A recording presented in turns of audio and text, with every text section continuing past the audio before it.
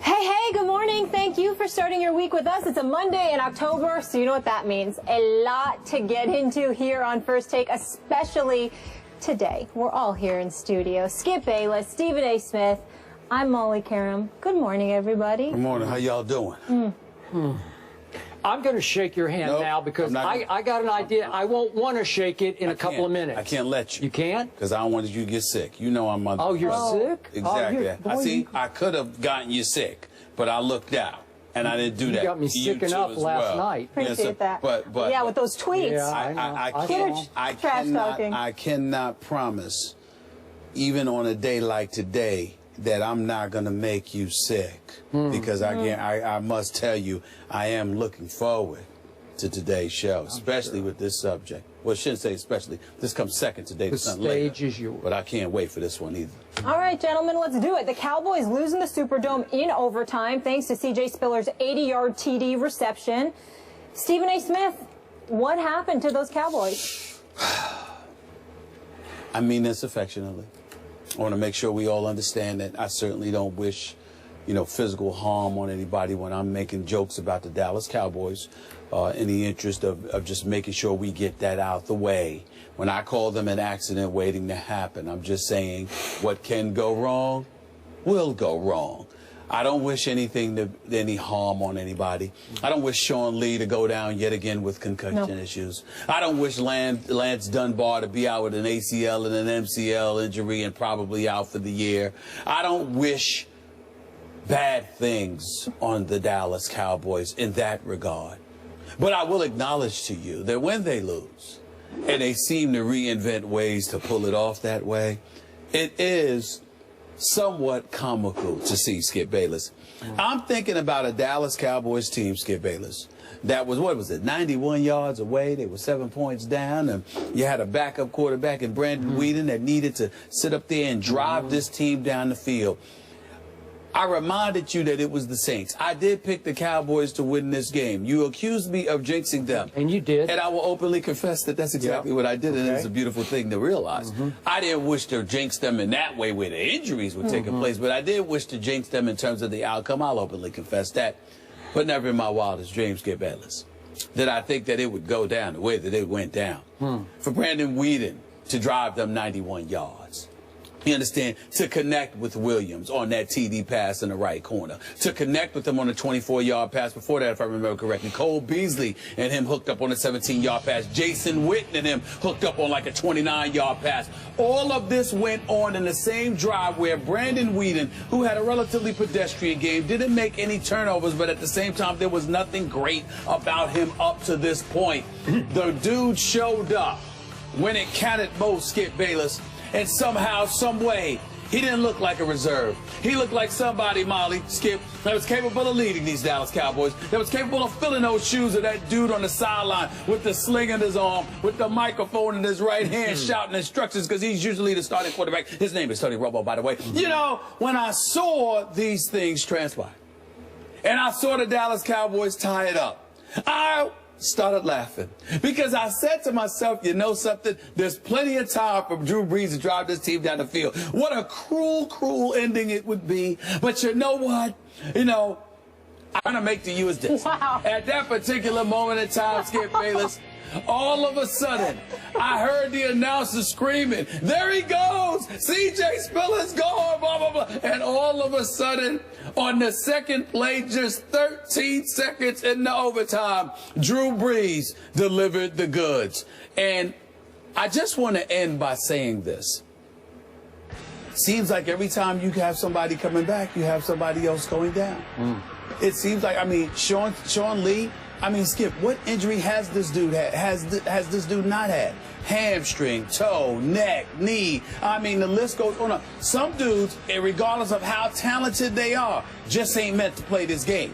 And I don't mean it talent-wise, because I know Sean Lee can play. I'm talking about durability. You can be somewhat brittle, particularly in the NFL game. I guess what I'm trying to say is, I feel bad for you, bro, because New England is next. Is it New England next? A whole lot of people are next and next and after that next. The floor is yours, Skip Bayless, but I just want to say my condolences. I I truly mean it. You do not truly mean it, but that's okay. My condolences. Yeah. Why do you have to get them all fired up? Skip. By the way, before I start, at least I didn't pick Indianapolis to be in the Super Bowl. I know. That's true. That's true. Yeah. You got me there. But that's just here. Yeah. My heart's not with Indy. Right. Your heart's with Dallas. So you're suffering from a broken heart. Shots fired. You know Let's stay focused. There's one silver lining to what has happened. Okay. And that is your shtick is getting so old for me that now you're going to have to put it back in your little bag of tricks over there, and you're going to have to leave it there for a long time, because I got to tell you, I'm concerned my Dallas Cowboys are about to become, dare I say, irrelevant, because they are in for a rough stretch.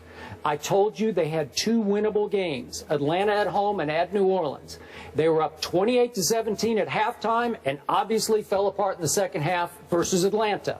And last night they went to overtime, and as soon as Jason Witten called tails, you got to always call heads. It's always heads. I can't prove that mathematically, but it just always seems to be heads on the overtime flip. He calls tails, it's heads. I said, I'm cooked, because they weren't going to stop Drew Brees at that point. I'm sorry. Okay. I just have a quick question. Are you trying to say that because he called tails instead of heads, that has... Well, however you do it. Once you lose the coin flip to Drew Brees at home with a gas defense, you're basically done, okay? And they just might be done for good. We'll talk about that just a little bit. Because I never heard that from you before. That's so here's my issue with your take, which is always the very same over and over and over again to make me sick. I'm physically sick over hearing you say accident waiting to happen. I know. An accident waiting to happen is when your big stars make crucial mistakes at crucial moments. Last night, my Dallas Cowboys, with no big stars left, had 0 turnovers at New Orleans. I thought that was pretty good, which leads to my bottom line off last night. I cannot tell you how proud I was of my Dallas Cowboys last night against increasingly decimated, not meant to be odds at New Orleans. To get that game to overtime was sensational to me. And I want to applaud and thank Brandon Weeden for playing your tail off last night. He gave you next to no credit. You had a QBR of 81 and led a 91-yard drive to tie it at the end. That is big time. Okay, I know, but you said he was hitting up until that point. Yeah, but an 81 on a scale of 100, that's pretty high QBR, because he deserved it. Okay, now back to my big picture bottom line. Look, the injury gods are just screaming at me, sorry, this year is not for you. It's not meant to be. Well, that's not an accident waiting to happen. That's just bad luck. And I know you said, oh, I don't wish injury upon anybody. But this has gotten almost laughable how bad the injuries are. Because, Sean Lee, you're right. He's brittle. We know that.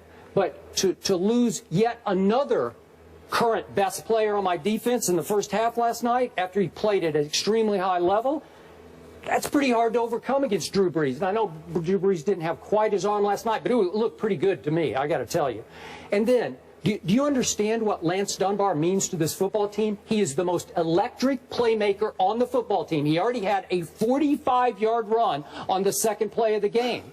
And he tries to make a play from 8 yards deep in the end zone and completely obliterates his knee on the tackle, and he's lost on the opening kickoff of the second half. And I was like, to quote the great Don Meredith, turn out the lights, the party's over. But guess what Brandon Weeden did 2 series later? Wait a second. He goes bombs away to Bryce Butler, and I tried to tell you when they acquired him, he can fly, and he's 6'3", you know, he's a stud. He just needed to figure out how to play. And here he is, bombs away, and guess what happens? He gets hurt. He pulls his hamstring on this play. I thought he was going to score, and he couldn't go anymore, so he just stepped out of bounds. He should have scored. Well, that would have made it 17-10. That would have given me a little more cushion than 13-10, because, of course, they coughed at that point and ended up with a field goal. Well, 17-10 might have put a little more pressure on you and the Saints at that point. So then my quarterback obviously leads the drive. Game is tied. Their kicker did miss a field goal, but we gave them, with 12 men on the field, we had just given them a field goal a little earlier in the game, so I thought that was a wash. Then Jason Witten lose the overtime flip, and guess what happens on the first play of overtime, one that you omitted? Andrew Getchgar, who is my backup to Sean Lee, backup linebacker, gets picked on the play. I don't know if we have that one. He gets picked and just gets hammered. And he limps off the field. Okay, now you have to throw Damian Wilson, your third-string rookie linebacker, back into the game. He's a nickel linebacker. And you have to say, on the fly, who do you have? Who do you have? Oh, wait a second. I'm supposed to cover, oh, yeah, C.J. Spiller. And he's gone by, and before you even figured out what his assignment on the play was, and it's a home run, and the game is over. Well, what do you think is going to happen? Like, what can I do about that? My third-string rookie linebacker is trying to cover C.J. Spiller. That's just the injury god saying, I'm sorry. This one's not for you, Mr. Bayless. You're out this year. You're done. You know, well, I can't fight that. Tell me what I'm supposed to do. I can't. It's just one thing. Those aren't accidents waiting to happen. That's just saying this is not your year. This team, listen, if this team had stayed whole as it did most of last year, it would run away with this division. Trust me, it would win it by 2 games. I agree. Okay, now it's not only is it up for grabs, but my Cowboys are in danger of plummeting now into the cellar of the NFC East, and I know we're about to talk about that. Well, I appreciate your passion, and I'm definitely touched by you know, just the way you chronologized everything and pointing out the plethora of injuries that have taken place with the Dallas Cowboys. But I'd like you to keep in mind, and I'd ask you to keep in mind, Skip Bayless, that when I say that the Dallas Cowboys are an accident waiting to happen, I don't just leave that statement out there. I go about the business of articulating my positions in a very vivid manner so we can understand exactly where I'm coming from. I have repeatedly told you, since the day I started on this show, that when you look at the Dallas Cowboys, whatever can go wrong will go wrong. That is what I have said. I have gone on the record and said miraculous plays that work against them, injuries at inopportune times, bad plays at inopportune moments, etc., etc. I have repeatedly stated over and over and over again that something will go wrong with this organization, because when your foundation is what they have been about, then it's going to cost you. Yes, you paid, you listen to Tony Romo finally, and you got him an offensive line. But you know what? What about karma, Skip Bayless? What about sitting there and not, don't get me wrong, I understand that DeMarco Murray looks bad in Philadelphia, but he didn't look bad in Dallas. Well, you know what? Dunbar going down, I understand that. Whatever struggles Randall may have had, I think he's been okay.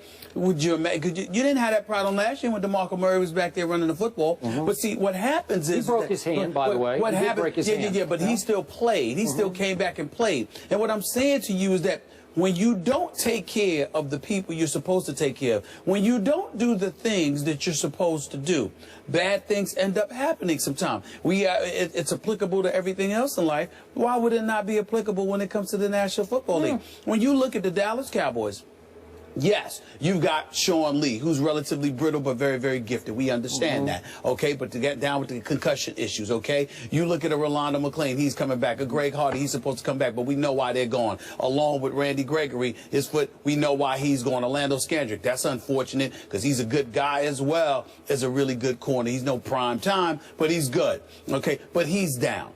I'm just looking at it from the perspective of there was so much that went right with this team last year. All you had to do was be about the business of standing pat and coming back and going for it.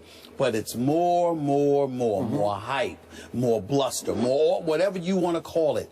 And it interferes somehow, some way with what's going to transpire for the Dallas Cowboys. I could not have predicted anything specific was going to go down, but I have repeatedly told you when it's time for something to go wrong, it will, because the fabric of this organization that you love just ain't intact, and it continues to show. I'm going to say this again. I will give you interceptions, turnovers of any kind, block punts. You don't have to give me anything. I will give you playing down to an opponent that you should crush and losing a game you shouldn't lose, that's an accident waiting to happen. These happen to 2 or 3 teams every year. They just get decimated. I'm not sure. How about your Giants last year? Were they not just decimated? The Cowboys don't have any of their big 3 this year from last season. Wait a minute. The New York Giants last year, they've always had injuries on their offensive line. They've always had injuries somewhere, but Victor Cruz went down last year. What I'm saying to you is that the Dallas Cowboys, you can sit there and give me whatever or not give me whatever you want. Unfortunately, Skip Bayless, much to your dismay, you don't get to make that call because I am going to continue. I get to forever correct your call. No. That's what I get. Well, you can do whatever you want to do. I'm going to say what I'm going to say. You can say what you want to say. That's what I'm trying to say. You're going to get nauseated with correcting me about the accident because I kept telling you. And by the way, they're going to come back. Des Bryant's going to come back. Tony Romo's You sure about that? I believe this. I'm just telling you what I believe. I think Tony Romo's going to come back. I think Des Bryant's going to come back. I think Greg Hardy and Randy Gregory and Rolando McClain definitely back. I think they're going to be, I'm talking about not just return, but I think they're going to last. And right when you expect it, when you don't expect it, something's going to go wrong again because that's what happens with the Cowboys. This is what happens. Last quick thought. Sure. If you put DeMarco Murray on a lie detector right now, he would be say, back in Dallas. I should have taken a little less money to stay home. A little less. Yeah. A little less. And I don't know what a little less was. But not as little as Jerry Jones wanted to give him. I get that. See what I'm saying? Yeah. Yes. Maybe so. So New England at Dallas, that's 4:25 on Sunday. The Cowboys now have lost 5 of 6 against the NFC South. So the Cowboys, Giants, and Redskins, as we mentioned, are